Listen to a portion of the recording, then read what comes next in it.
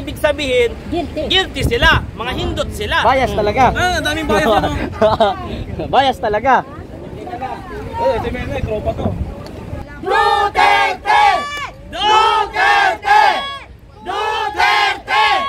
Ayan, bakit yung gaganuhin? Isipin nyo na lang yung mga nagawa ni Tatay Digong for 6 years. So yung sa ginawa niyang 6 years na yan, ito yung kabayaran. Ang sinabi lang naman ni Tatay Digong, nung siya'y nasa Hong Kong, bakit niyo ako kakasuhan? Bakit niyo ako ikukulong? Ginawa ko lang ang tama para sa bayan. Yung sinabi ni Tatay Digong na yun, that's it na yun. Ibig sabihin, yung sabing yun, yun yung nag-serve siya sa bayan, wala siyang ibang hiniling pa. Anong sabi niya? Umakyat ako ng Malacanang, bumaba ako ng Malacanang. Wala ni isang poste ng bahay ko. Miski bisitahin yung bahay ko, wala ako na patayo. Hindi ako naandito para for the views o makin. Hindi. Nandito ako para sa Pangulong Duterte. Dahil ramdam ko, nung siya ay nakaupo for 6 years na may Pangulo ko. Ngayon hindi ko ramdam. Wala akong naramdaman. Bumaba kayo sa ground. Kami nagsasurvey, ina-upload namin yan sa YouTube namin. Tingnan nyo kung ano yung sinasabi ng sambayan ng Pilipino. Ang hinanakit at galit na. Pero anong ginagawa ng gobyerno to? Wala pa rin, nagtutulog-tulugan na akala nila sila pa rin ang hari. Hindi nyo magagawa pag ang taong bayan ang kumalaw na. Yan yung na masasabi ko. Ma'am, anong pangalan nila? Ano po, JM Vlogs po. JM Vlogs. Yung mahal namin si Tatay Digong, kaya kami nandito. At saka gusto din namin Totoo lang, gutom ako kasi passing namin. Gusto namin ipapakita ang totoong pangyayari kasi sa media, hindi lahat binabalita. Ayan! Kung ano sa ngayon sa inyo. Gusto ng mga adik eh. Mabuhay ka! Kung may mag-react, ibig sabihin guilty. Kung hindi kayo mag-react, ibig sabihin hindi kayo bias. Kung bias kayo, mag-react kayo. Mabuhay ka! Ipaglalaban ang tama! Basta kami, alam namin ang karapatan namin bilang mga Pilipino. Lalaban kami. Duterte! Si Duterte! Ilabas nyo! Si Duterte! Ilabas nyo! Ang mga Duterte! Ilabas nyo! Ilabas nyo! Si Duterte! Duterte! Duterte! Ano lang yan? Panahon lang yan. Sila nakaupo eh. Hindi nga sila nahiya. Nagkalat ng mga adik Si Duterte nagpalibing sa ama nila sa libingan ng bayan. Ilang presidente na ang dumaan. Walang makapagpalibing. Almost 35 years! Si Duterte lang ang buntang. Ayan ang utak ng bangag. Pag-adik ka niya ng utak eh. Inday Sara, para nila ang kanilang pangalan. Wala, Pero mas lalo ano ang nilang kanilang sinira. ginawa? Siniraan pa nila yung babae na tumulong sa kanila. Unfair po, unfair.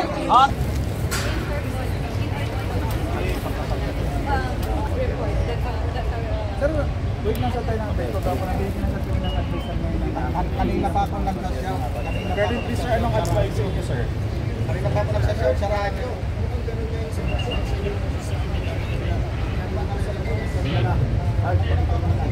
Nasa cellphone ka na. Gaya ka no?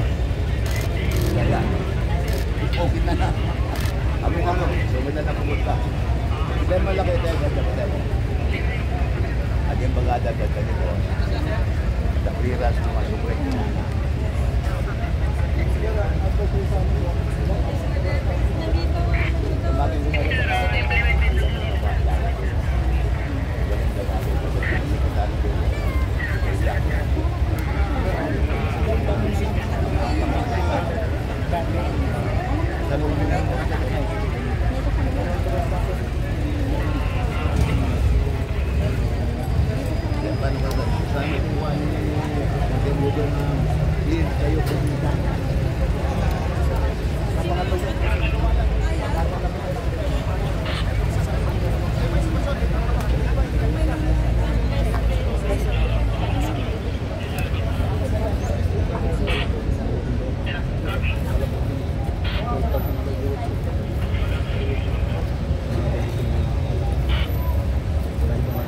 Hindi kami pinapapasok.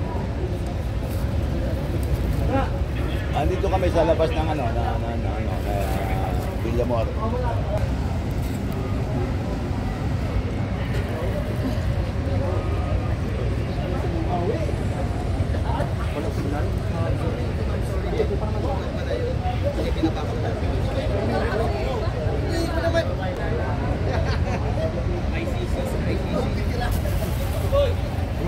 Oo, nandito ako ngayon kasama ko si Secretary Rebellion. Ngayon, sabi mo kay Felix, mag-standby mo na dyan sa bahay. Ha? Food lang. Ano yan? Pagkain nga. Pagkain nila, pagkain mga Galing. PSG. i-make it sure na pagkain na yan ay walang lason ha. Tama. Tatay Digong, Kitim, sana makinig kayo, tingnan nyo mabuti. Ayan, ikakarga naman yan dyan eh. Tikman nyo mabuti. Eh, pero dapat mayroon sana nga susundo dyan na... Di ba? Ito pala ako. Sino nagwa niyan? Ay, video about Galbo. Wara to Baris from ICC for PRRC.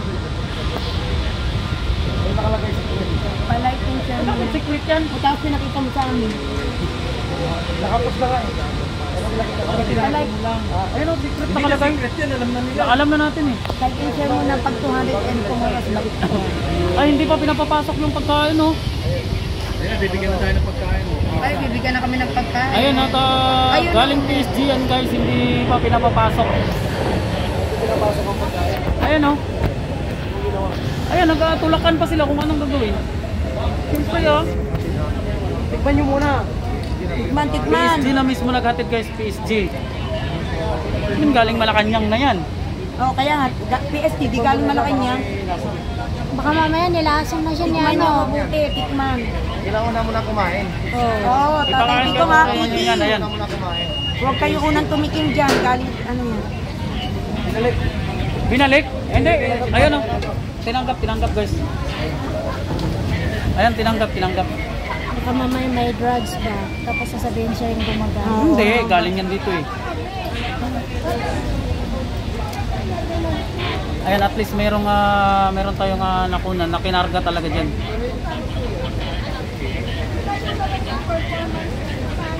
Ayan, sana yun? Sana yung pagkain?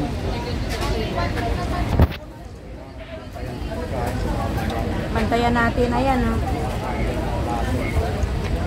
So, Yun naman kailangan- talaga yung plano nila, Mama, anong tawag dito? Ma'am Larnie. O, chinecheck pa yun. Chinecheck yung pagkain. Ayan, Baka chinecheck may yung laman. pagkain, oh. Nakita nyo, Oh, chinecheck kailangan. ang pagkain. Jom Vlog TV, shoutout sa'yo. Ayan, Nakita nyo, chinichik. maliit lang po kasi yung space. Pinagala ko sa messenger mo. Sasalita ako. Ayan. Ayan yung pagkain guys. Ayan, chinichik naman yan eh oh. Ayun, napadala mo na rin. Sino yun? Pinadala mo sa Kami Elizabeth, shoutout sa'yo. Chinecheck ang pagkain. Wala eh oh. Ayun lang yung Dinala nagdala. na ng K9 unit. Eto. Paano nakapasok si Kitty sa loob? Siyempre kasama niya. Kasama si Tatay Tito. Hindi humuwili si Tito. From the airport na. Ay, pumunta din ako kung Oo, kasama si Hmm. Kitty. Malaman ni Kitty si Tatay niya. Tapos ngayong araw to darating din si VP. Oo, Hindi galing sila ako. nagsabay. Hindi talaga yun. Pag mga ganyan kasi hindi talaga nagsasabay yun. Bawal sila. Mandas lang yung pagdating ni Titi. Dahil dun sa, siyempre alam natin. Hindi, pwede kaya naman pinapapasok kanina yung pagkain kasi si VP na yung nakiusap. Tingnan ba, pagdating ni Inday, mandas sila. Tata. So, Ito na yung ano, hindi talaga pwede nagsasabay.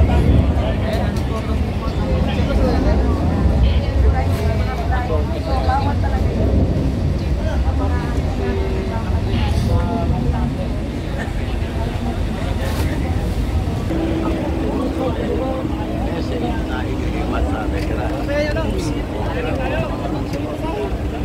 Dahil kanina, pag nandito dito, I was advised by General Margil that when they will bring the president, the former president to Krame, hoster, I will be allowed to accompany him as his legal counsel.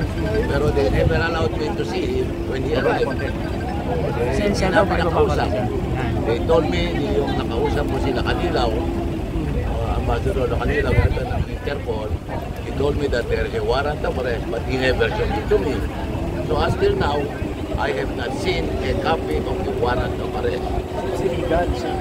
Well, my assumption is illegal ang arrest niya dahil wala pinapakita sa amin. Kung meron sana, di pinakita sa akin. That's the legal basis for his arrest. Ngayon, hindi kami pinapapasok. Anong ibig sabihin nun? What would be our English? So, can you repeat your comments in English? Why? It's better for me to translate international media. So I was telling them that I was not able to see the president contrary to the promise of Major Marville, or General Marville, that I will be allowed to escort the former president when they will bring him to Francis.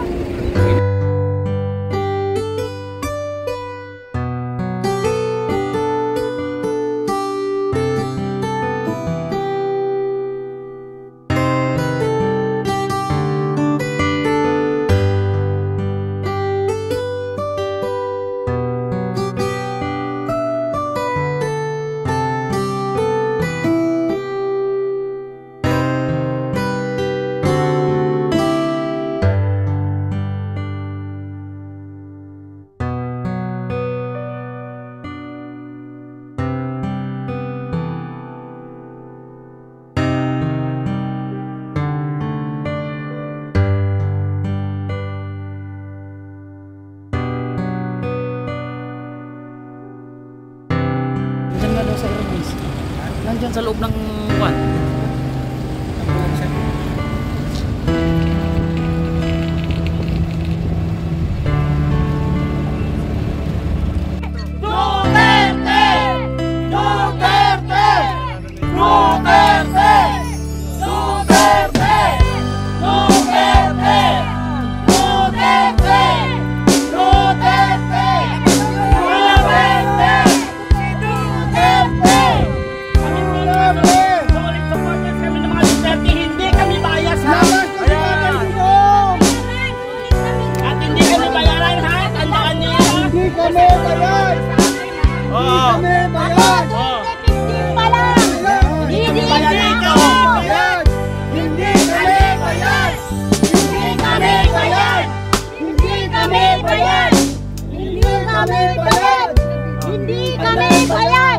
Hindi kami bayad!